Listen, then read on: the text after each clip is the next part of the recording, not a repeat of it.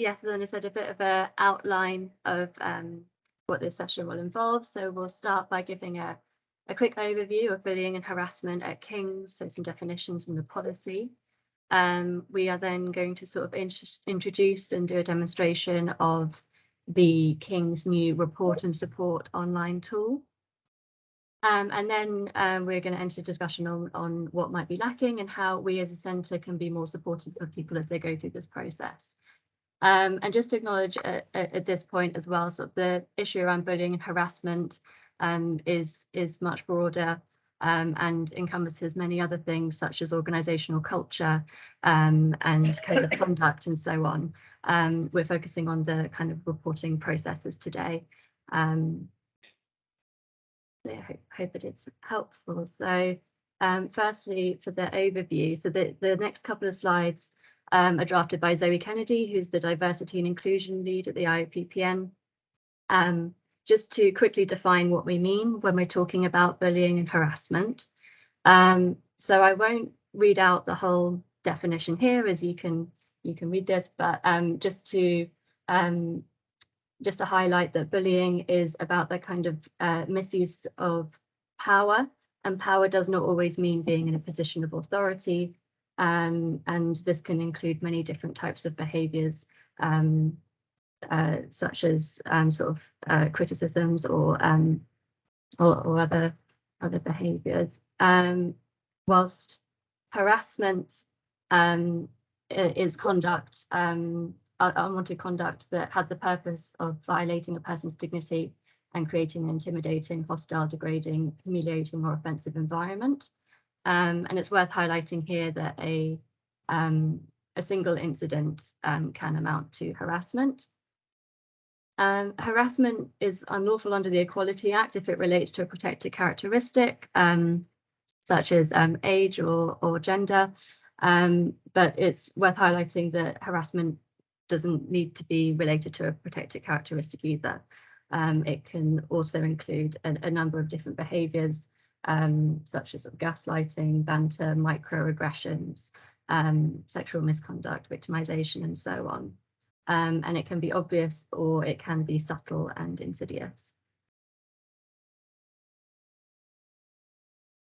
So in terms of at King's, we have a bullying and harassment policy at King's, and this policy sets out what a good environment looks like, defines conduct that is not acceptable, and outlines some initial available support. And there's a link in this slide here, and we'll be circulating these slides after as well, so you can access all of the links. But there's a link here to the guidance, and this gives examples in more detail about definitions of bullying and harassment and examples of behaviour within the guidance document. And in terms of reporting allegations of bullying and harassment, there are broadly three main routes: anonymous reporting, informal reporting, and formal reporting. And so we'll go into more detail about these when we're going through report and support.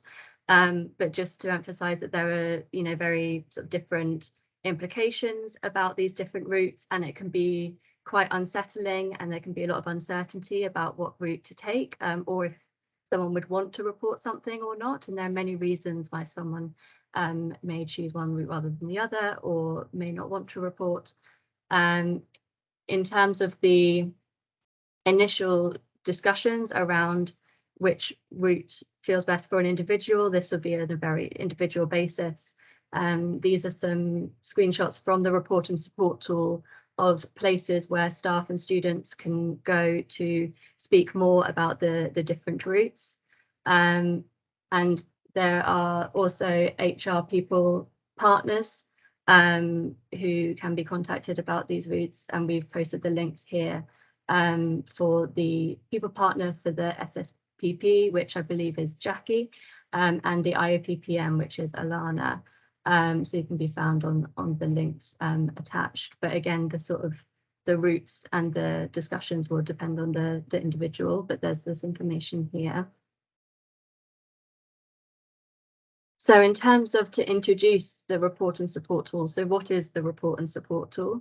It's an online platform where staff and students can report concerning behaviour and access support. So we posted the website here. It was launched, as Hannah mentioned, earlier this month within King's. It's a system that is also used in other universities. And they also have contact details who they also say that you can contact them about different reporting routes and what they involve, but they provide more detail on what happens when you make a report. Just to highlight a few initial aspects of the sort of system here. Firstly, you do not need a King's account to make a report or to access the website. So this is important for the centres. We have our external partners, and so our external partners can access this system. You do not need to make a report to access support. So you have access to the different signposting support services available, which are both inside and outside of King's. And there is also a section on the website which includes advice on what happens if someone reports me, particularly kind of the initial kind of reaction and what to expect as next steps. So I'm just going to hand over to Emma now to talk through the anonymous reporting. Thanks, Natasha. Hi, everyone. Yeah, so this is the one of the home screens. If you click on the link that will circulate, which takes you to the report and support tool.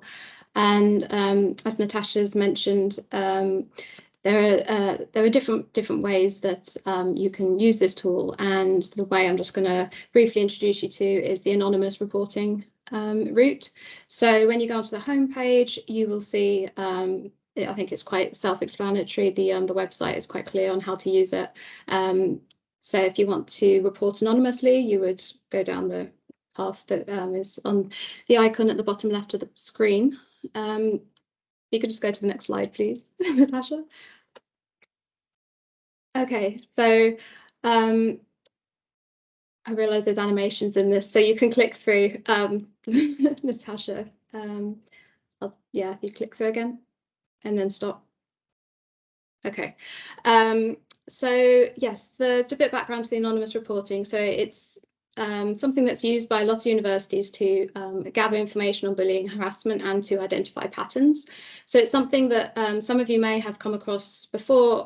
So the IPPN had an anonymous reporting tool, and this one is more King's-wide. So the idea behind it was sort of lots of universities were encouraged to have some online and anonymous reporting tools as part of a recommendation from an official report. I've shared the link at the bottom of the page if you're interested. And so this report came out in 2016. And one of the recommendations is that universities should be taking reasonable and practicable steps to implement a centralised reporting system. And that's one of the reasons why there's different mechanisms to report incidents, is to allow for people to sort of report anonymously if they prefer, and having appropriate signposting mechanisms as well, so that people can receive internal and external support. And essentially the idea is trying to sort of enable the universities to get some trends, and I think that's the thing to emphasize with this particular tool. It's more about identifying patterns and trends, and it's anonymous. So next slide, Natasha. Thank you. You may need to click through again. Let me just see how many there are. I can't see the slides. Oh. Is it just me? Is it just me? Sorry. Perhaps other people can see them. Oh, Are they unable to see them? No, it's okay. Yeah, I'm sure I can pick it up some other way, but no, I can't see them. Okay, there must be something wrong with my team. Sorry for disturbing you. No worries. No worries. We'll circulate as well the slides, Sonia. So yeah, all the information we'll share with you. Thank you. No worries. Okay, so the anonymous reporting it's managed by Student Conduct and Appeals, And as I mentioned before, so the main aim is to provide statistical data to identify trends across the university using de-identified information. And this tool can be used by staff, students, and third parties. So this is relevant as well for any of the centre partners, so they can also use this tool as well. And you can report for something that happened to yourself or on behalf of someone else, so something you may have witnessed. I think the main limitation and the main thing to emphasise is that the anonymous reports will not be investigated and no one will get in touch with you. So on the website for the report and support tool, you can actually see more clearly how they define the differences between anonymous reporting and reporting with contact details. So Hannah's going to talk about reporting with contact details shortly. So the main thing to note is that King's doesn't know who has made an anonymous report, and therefore they can't reach out and provide support. And they state quite clearly they're unable to investigate anonymous reports. And if you'd like a referral, then you should consider informal or formal options to address a concern. And that's where you would need to make a named report. Next slide, please, Natasha. So just as a sort of fictitious scenario, if in this scenario, so Anisha works at King's and doesn't feel quite ready to submit a formal complaint, so she decides to use an anonymous complaint, submit an anonymous complaint using the report and support tool. And the first page that she'll be presented is the one that's on screenshot on the right of the screen. And as you can see from the little number 1, there's a series of bubbles, and that's a progress bar. So there's about, I think, 12 pages that she'll go through. It's all very self-explanatory, and it would the form enables Anisha to describe what happened. So there's both a checklist and an optional text box on the different pages. So she's asked about sort of when it happened, where, who, to provide as much details as possible. And then saying which area of the university she is connected to. And this is something that we went back and forth trying to sort of work out where the centre sits in this. Because if you want to say that you are affiliated with the centre, for this year at least, the thing that you would need to do is to click the other category option and then write in the free text box that you're based at the Centre for Society and Mental Health, if that's where the event occurred. So if it was maybe in your named home department, then you're encouraged to put that instead. So and then yes, the other pages, they are asking her to provide other pieces of information that might be relevant. I didn't want to bore you by going through every single page. It's quite self-explanatory. And then if you just go to the next slide, Natasha. So at the end of the when you submit the report, you'll have a thank you page, and they emphasize again that they won't take any action on the individual case. I highlighted that in red. They didn't underline it in red. And if you click again, Natasha. Yeah, so, and again, and maybe again. Yeah, and then there's also, I think that's on the same page. Just make sure I clicked through on everything. Yeah, I think that's on the same page. When you get to the landing page at the end, you can click on these hyperlinks, which will encourage you to sort of look into other areas of support. So yeah, hopefully that's all quite self-explanatory. And then Hannah's now going to talk us through the formal reporting, so reporting with contact details. Thank you so much, Emma and Natasha. Yes, so taking you back to the sort of main homepage of the report and support tool, on the right you see report with contact details. And basically what that takes you to is to 2 routes, an informal one and a formal one. If you click next, Natasha. Thank you. So basically, informal means that you will not launch a formal complaint about someone, but rather that you seek support, that you would like to talk to someone and have a bit of a chat about your situation. So you can say what your desired outcome is. When you click on the report with contact details, you can request information about support or ask someone from a support service to get in touch with you. And obviously they can only do that if they have your contact details. So that is why report with contact details.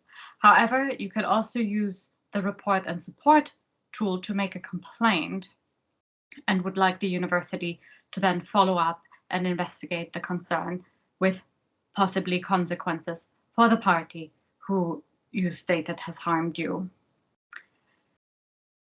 The complaint, so if we now go with the sort of pathway of making or raising a complaint, the complaint will be received by a Student Conduct Service Appeals, and they will then sort of send you to the relevant support services at the university. You will receive a case manager who will help then to collate more details surrounding your case and also be in touch with the person about who the complaint is about. If you are a student or your complaint is about a student, then your complaint will be referred to Student Conducts and Appeals. If you are a staff, your concerns will take a slightly different route through the employee relations team within human resources. Next slide, please. So, while also quite straightforward, I will nevertheless use a fictive scenario to sort of walk you through how to make a formal complaint through the report and support tool. So here we have Sylvia, who I decided to be a senior lecturer who experienced bullying in her department and decides to report this formally. She didn't make a rash decision. She weighed the pros and cons of this, talked to a trusted colleague, and then the HR people partner that Natasha referred to in her part of the presentation. They all said, no, this warrants a formal complaint, and she decides to register it on the website, goes to the tool, and then clicks on making a complaint with details, with name details, and she's taken to a list of different options where she can choose what describes her experience best. So she chooses bullying and indicates that this happened to her rather than somebody else, because also in this case, you can decide, you can choose to report something that you witnessed. Next slide, please, Natasha. Now, Sylvia can choose to outline in her own words what happened to her in terms of bullying, but this is optional, so she doesn't have to do that, because once she receives a case manager, the case manager will get in touch with her and actually also sort of capture her narrative, have a conversation with her about what happened. She must choose the outcome that she desires to make a complaint. She also has to state when and where the incidents happened, whether it's happened, last year, just a few days ago, it happened to her last month, and it happened to her on campus. So there are different options to choose from. The form then goes on to talk about her relationship with King's and the person she complains about. So her sort of relationship to King's is that she's an employee, is an academic staff, and belongs to a particular faculty that she chooses from the list. And the person she's complaining about is from her research team, so she also chooses research staff. Next, she then is asked whether aspects related to her complaint are connected to protected characteristics and whether they would have played a role in her experience. She isn't sure, so she clicks, I don't know, but she could have chosen race, she could have chosen gender, she could have chosen age and other protected characteristics from that list. Finally, she then needs to provide her staff roll number, name, and how she wants to be contacted. But also here you see the staff roll number or student number is optional because the tool can be used by people from outside of King's who may be complaining about something that happened to them within King's. So again, our partners can use this too. Next slide, please, Natasha. So after having gone through this process, Sylvia still has some questions or wants to read up on them. So there are various sort of links on the tool main page. So she goes back to that page where she can read up on reporting, general support, urgent support. There are all kinds of definitions and texts connected to that. So that's quite a comprehensive toolbox that they provide. She learns or knows that she will hear back in a maximum of 3 days, working days, can be quicker. Since she had chosen to make a complaint, the person that she complained about will of course eventually also be informed. However, when within this process, she can change her mind. So if she changes her mind just before this person would be contacted, the person would not be contacted and she could even withdraw her complaint. But also when the person is informed, she doesn't have to speak to them. She can also ask for support if she feels unsafe. There are several numbers, emergency numbers that are accessible. She will receive a case manager, I referred to that before, who will work with her on the report. But when these sort of meetings happened, and I've been in these situations, she has the option to bring a trusted person along who can actually accompany her from meeting to meeting with the case support workers and others who might get involved in the case. She will be, of course, informed about the outcome of her complaint and the actions that were or will be taken. It is also, I find, important to note that the fact that she complained will not show up on her staff record. So this is the sort of formal route of complaining when something happened to you at King's, whether it's connected to bullying or harassment. Next slide, please, Natasha.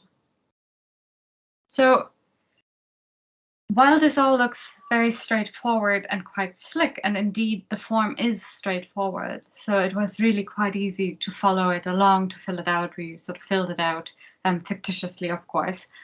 There are a lot of unanswered questions as well, because one thing is to have that slick website. Another thing is what's actually happening behind that website. Next slide, please. And this is something that we would discuss with all of you. So what is less clear to us, and also even to the people who are involved in building the tool, and also to the people partner, we talk to all kinds of people across King's, SSPP, IOPPN to find out what is actually happening in terms of real hands-on support to people who are complaining, who are submitting a complaint, who are requesting support. And we believe that it is taking shape and probably support will become stronger over the months, but it was all a bit unclear to us, I have to say. So questions that we had: what does the actual support look like? Is there enough well-trained staff at hand if there are quite a few complaints?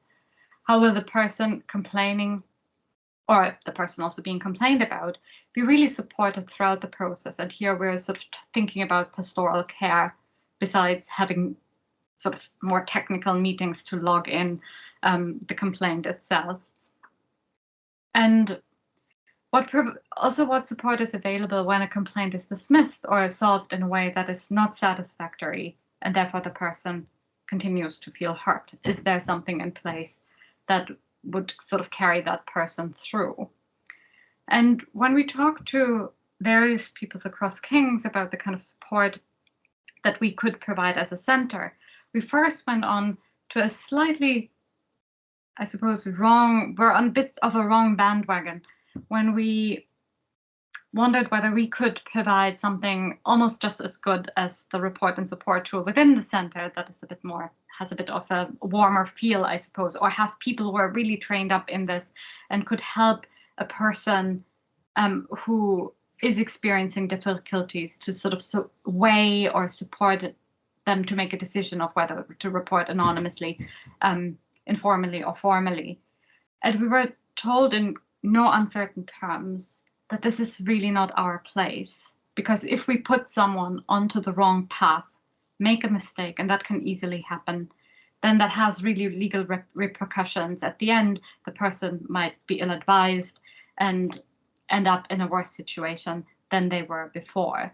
So I suppose our role in the center is to think about how can we provide pastoral care to someone who is in the complaints procedure and wants this kind of pastoral care, because what we have heard and some of us sort of witnessed as well, having supported people in processes like this, that it can be quite a lonely journey with lots of doubts, questioning yourself, your perceptions, your experiences, can feel very cold as well.